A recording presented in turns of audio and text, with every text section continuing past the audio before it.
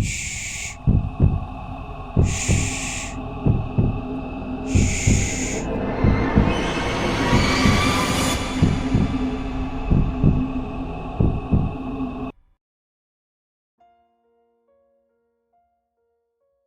The pile shouldn't be this big. I've been raking for 2 hours and it's only gotten bigger. Taller. The leaves keep coming from nowhere.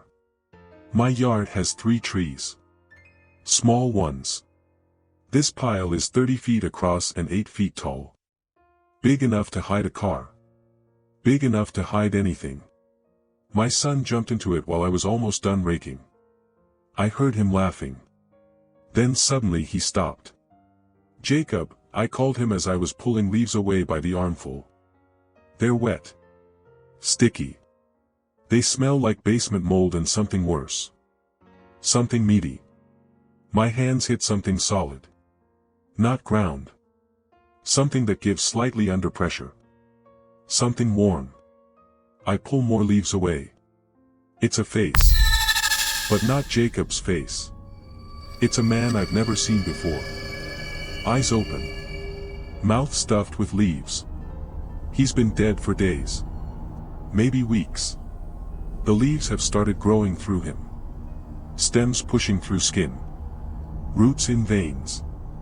I scream and fall backward. More leaves fall on top of the body. Covering it again. Like the pile is protecting its secrets. Dad? Jacob's voice comes from deep inside the pile. Dad, you need to see this. Jacob, get out of there. Now. I can't. It won't let me. I'm digging frantically now. Throwing leaves everywhere. But for every armful I remove, more fall from above.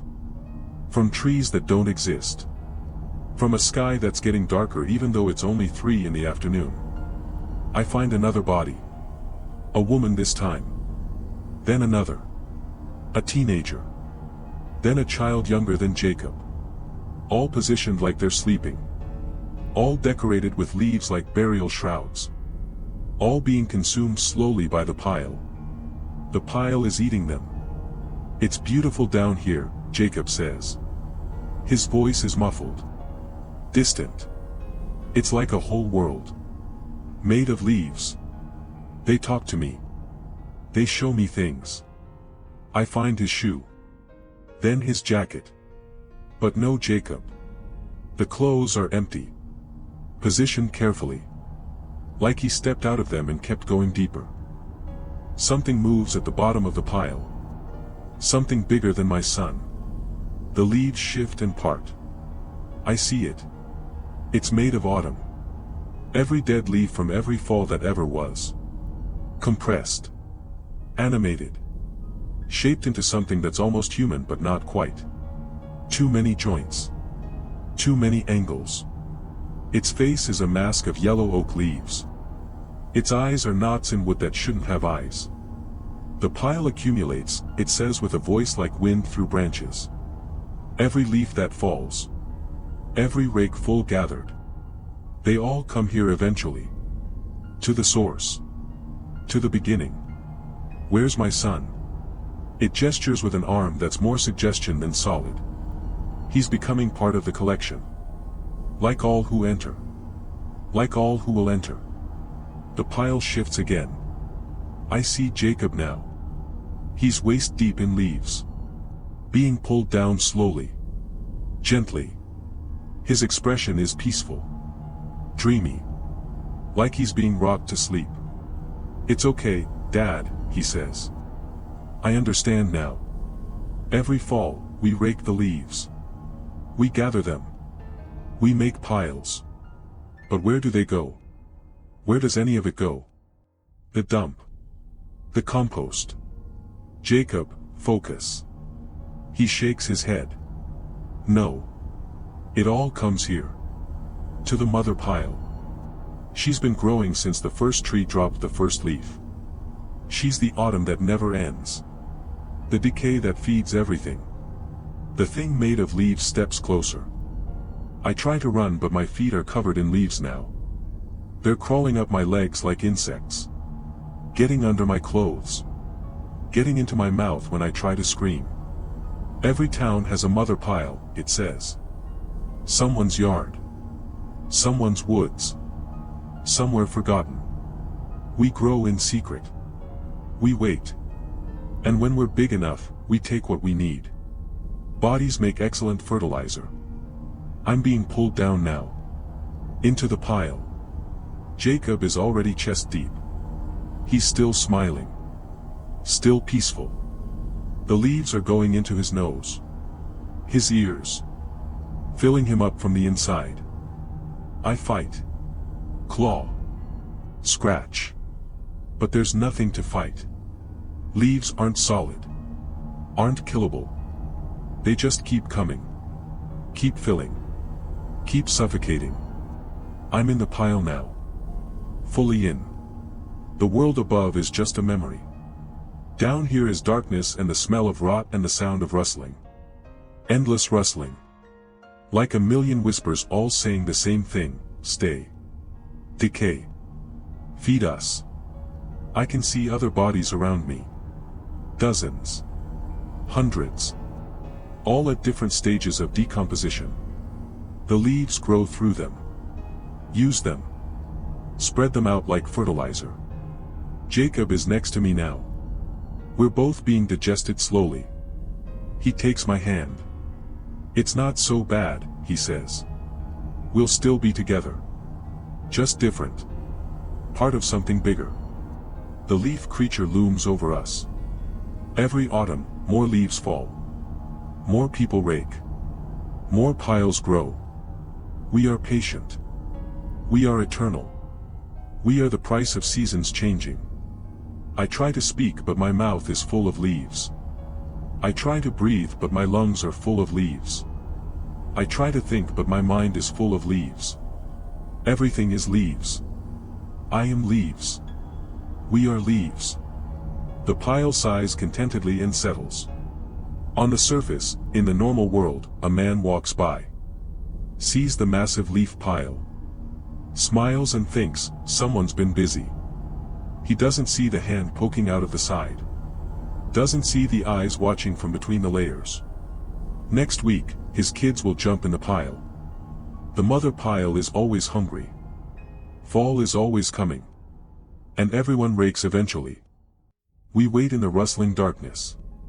We wait with patience that's older than memory. We wait for the next jump. The next rake. The next victim who thinks leaves are harmless. The pile grows. The pile hungers. The pile is eternal.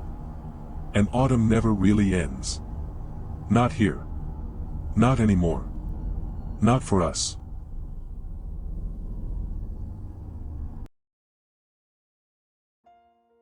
I should have noticed the smell earlier if I had paid more attention. Sarah's been carving pumpkins in the garage for 3 days straight. Our front yard is full of them. Hundreds. Each one was more detailed than the last. Faces with too many teeth. Eyes that seem to follow you. She says it's for the neighborhood contest. Says we'll finally win this year. But Sarah hates Halloween. Or she did. Until she found that pumpkin in the woods. It started 2 weeks ago when she went hiking up near Old Mill Trail. She came back with this massive pumpkin. Said she found it growing wild. It was perfect. Too perfect. Orange like a traffic cone. No blemishes. No soft spots. Just smooth and round and wrong. I need to carve, she said that night. Her eyes were distant. I need to make them beautiful. She hasn't slept since. I watch her now through the garage window. By 4 a.m. She had hunched over another pumpkin, carving knife moving in patterns that make my eyes hurt. The designs are too complex. Too organic. Like she's not creating them but uncovering something already there. The smell is worse up close. Sweet rot. Like fruit left in the sun too long. But underneath that is something else. Something that reminds me of the funeral home where we buried her mother last spring. I called her to bed. She didn't look up. They need to be finished. The festival is tonight. They need to be ready. What festival? I asked. Her hand stops. The knife hovers. Then she turns to look at me and I step back. Her eyes are orange. Not bloodshot. Not contacts. Actually orange. Like pumpkin flesh. The harvest festival, she says. The real one. She goes back to carving. I see now that her fingernails are embedded with seeds. Pumpkin seeds. They're growing under her skin. I back away. Quietly. Carefully. Inside the house, I locked the door and called 911 immediately. The dispatcher said they've received 43 calls tonight.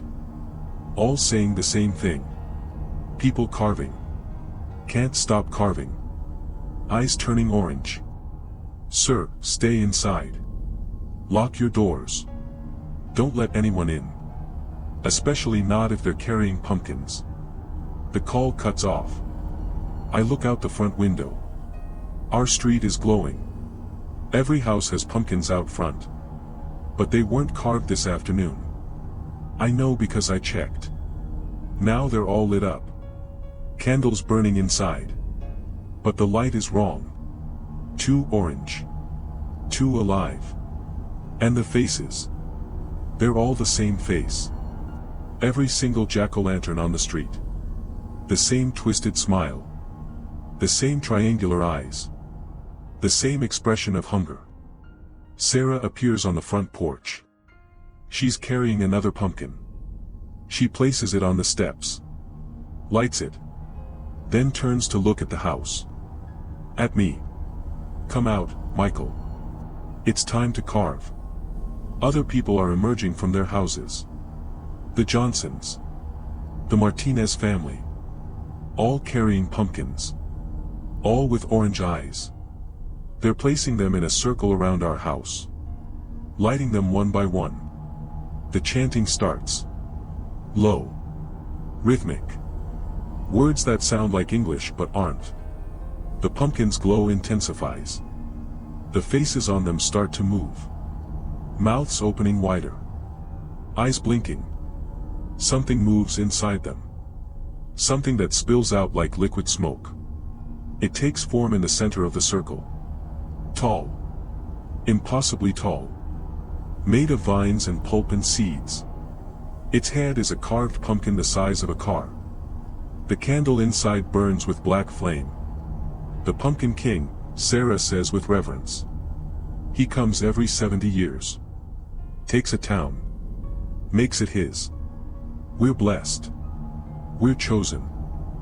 The thing speaks and its voice is the sound of rotting vegetables. Join the harvest. Be carved. Be hollowed. Be illuminated. My front door is shaking. The wood is turning soft. Orange. Seeds push through like tumor growths. I run to the back door. It's the same. The walls are changing. The whole house is becoming pumpkin flesh instead of drywall. Vine instead of wiring. I can smell ourselves cooking. The candles inside the pumpkins are warming everything. Making it soft. Making it ready. I'm in the basement now. The only place that's still normal. But I can hear it spreading. Creeping down the stairs. The rot follows. Sarah appears at the top of the stairs. But it's not Sarah anymore. Her body is hollowed. I can see through her. See the candle burning where her heart should be. See the seeds where her organs were.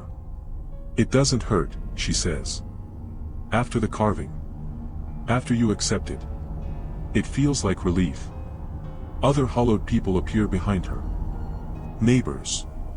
Friends. All empty. All glowing from within. They start down the stairs. Carving knives in hand. I back into the corner. There's nowhere left to go. The basement walls are sweating orange pulp. The floor is soft beneath my feet. The Pumpkin King's face fills the basement window. Watching. Waiting. Everyone gets carved, Sarah says. She's right in front of me now. Knife raised. Everyone becomes part of the harvest.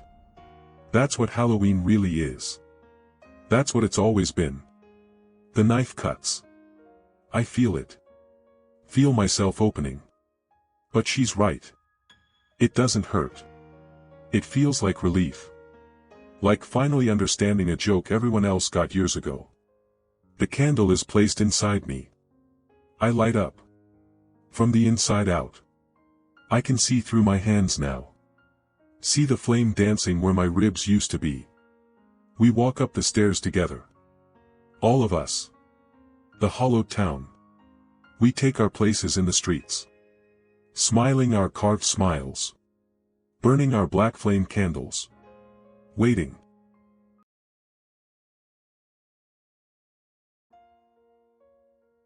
The stalks are closing in behind me. I can hear them rustling, moving on their own, sealing the path I just came through. My daughter's scream stopped 3 minutes ago. We entered the Blackwood Farm corn maze at 7 p.m. Simple family fun. Fall tradition. The kind of thing you do when you move to a small town and want to fit in. The farmer warned us to stay together. His eyes were wrong when he said it. Too wide. Too urgent. Emma ran ahead. She's 8. She loves mazes. Then she wasn't there anymore.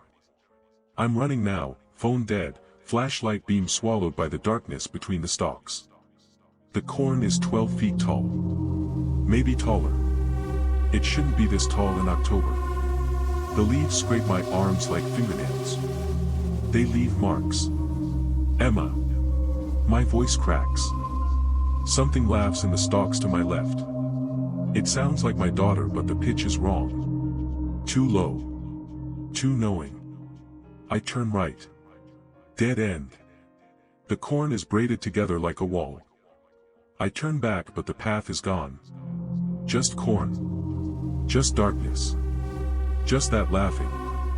Daddy, I'm here. Her voice comes from everywhere at once. I see her then. Standing at an intersection 20 feet ahead. Her pink jacket glows in the moonlight. She's not moving. Not quite right. Her head tilts too far to one side. Emma, baby, stay there. I'm coming. I run to her, but she's not there when I arrive. Just a scarecrow wearing a jacket. The straw spilling from its sleeves is wet. Dark. The smell hits me and I'm gagging. That's not straw. The scarecrow's head turns. Burlap face. Button eyes. It speaks with Emma's voice. You found me, Daddy. I'm running again. Branches whip my face. I taste blood. The maze shifts around me. I swear the walls are breathing. In and out.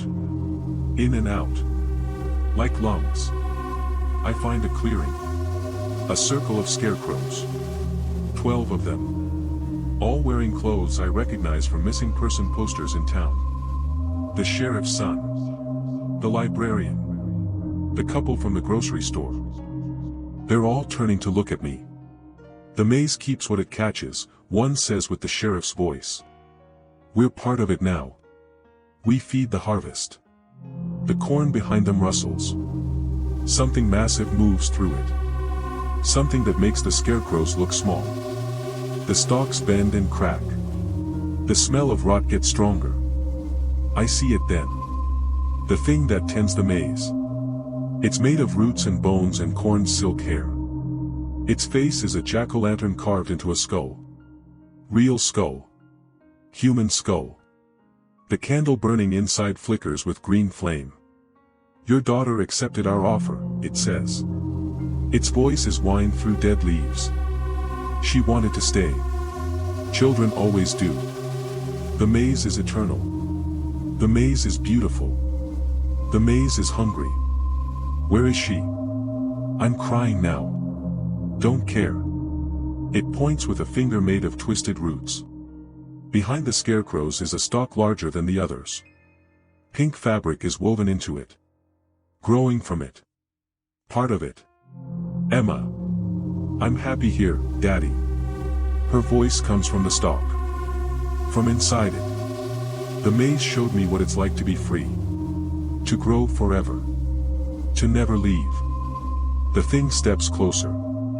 I can see now that its body is covered in faces. Dozens of them. Trapped under the surface of its bark skin. Screaming. Always screaming. Choose, it says. Join the harvest. Or leave alone. I look at the stalk that was my daughter. I can see her face pressed against the inside. Eyes closed. Smiling. Roots growing through her hair like crown.